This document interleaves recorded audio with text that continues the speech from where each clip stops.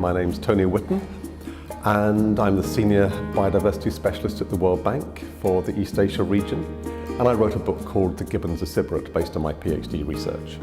When I was studying gibbons on a small island off the west coast of Sumatra, my day would start at about 4:30. The alarm would go and I would pull myself out of bed and put on the wet socks and wet shirts and wet trousers and wet boots, all of which smelled a bit musty. And I would walk into the forest, through rivers, and then start climbing up a hill behind the little hut that we had. When we were doing our studies on gibbons, my wife and I was also being asked to do some surveys for WWF of the general conservation situation on the island where I lived. And on one occasion, we stopped by a little house, and a man who lived there had a baby gibbon, maybe only a couple of months old, in a little chicken basket, and he asked if we would take care of it. And we said we would, and we carried the baby gibbon for another 10 days or so back to our camp. And at that age, it was eating just mashed up banana. We tried to give it milk, but that was very difficult where we were. And we looked after this gibbon for 7 months, and we learned a great deal. We learned a great deal of parenting skills, which came in useful later on in life. Hello, I'm Elliott Haimoff, and I've known Tony Whitten since September 1978, when I became a PhD classmate of Tony's under Dr. David Chivers at Cambridge University.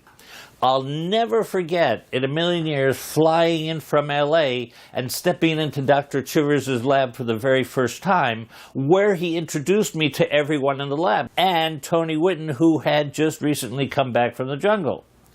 Tony leaned over and said something like, "You must be thirsty after your long flight. Would you like a squash?" To which I had a puzzled look and told him that, I wasn't a big vegetable person.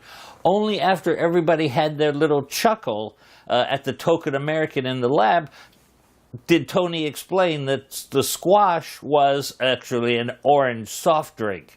So that was my first experience meeting Tony, and his dry sense of humor, and as he told me that he knew that the term was not commonly used in the U.S., and I liked him immediately. But the most endearing story of Tony's British dry sense of humor can best be told by our classmate, Julian Caldecott.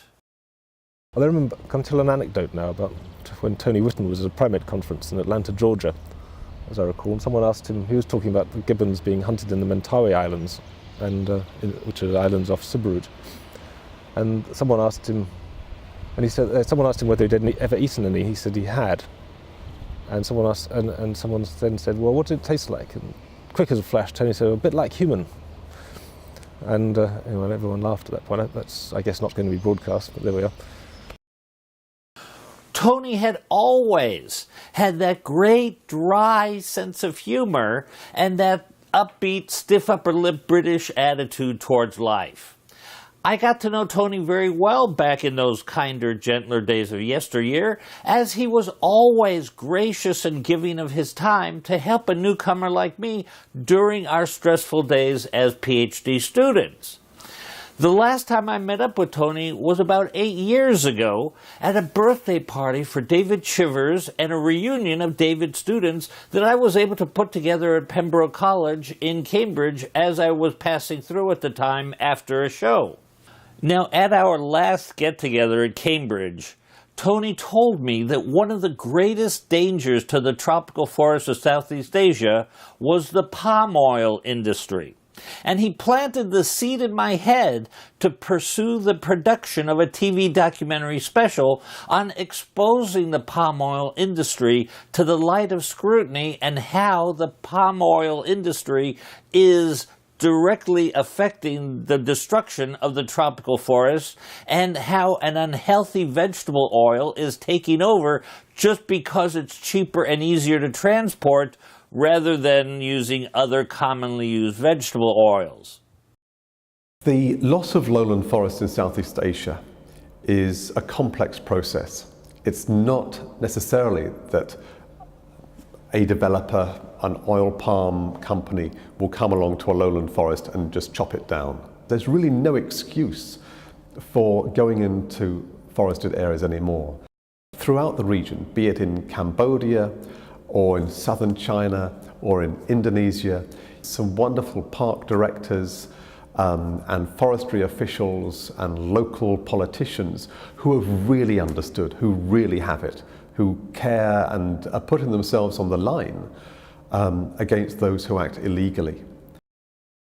I'm kicking myself now because I dropped the ball back then and didn't listen to Tony and the things he had to say about the palm oil story that he wanted to include his colleagues David Chivers and Julian Caldecott. So here's a little trailer for what's to come as a tribute to Tony's memory. There was a wise man who once said, "As long as there are people to remember the life energy of a person, then that person never truly dies."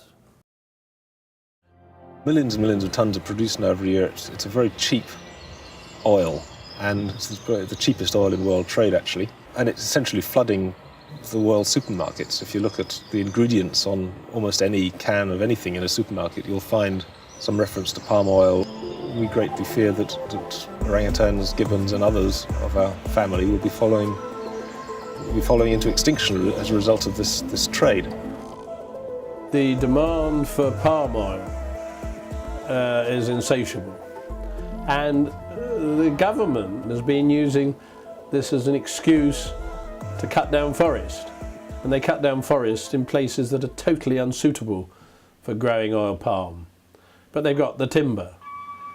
They won't understand that their most valuable resource in the long term is sustainably managed rainforest. Because of the lack of effective protection of forest, especially in Indonesia now, there's a huge wholesale conversion of lowland forest into oil palm plantations. It's uncontrolled, and Borneo essentially is going up in smoke as this process of conversion to palm oil happens. I mean, it is grim, it is desperate, and there have been forecasts by 2020 the forest will be virtually gone if the current trend of activities continues. It's quite extraordinary how much of the rainforest, and especially in Borneo, has been replaced by palm oil. Eastern Sabah, for example, in Malaysia and North Borneo, if you drive through eastern Sabah, you're driving essentially through one enormous palm oil plantation. Not just of one species either, but of one clone of one species. So there's absolutely no biodiversity at all. Yeah, but I have hope for the future. If I didn't have hope, I would be a manic depressive. If even they looked back 5 years, they would see that there was change. And things maybe are getting better. There is more attention to these issues. There are now there's many local NGOs, there's many people who care, there's more and more stories in newspapers, there are hotlines, free phone numbers and things like that. But still we're losing the battle. We haven't turned the corner yet. So it can be done, it can be done. And if I believed that we were really on an unchangeable terminal course, I'd go and sell shoes instead.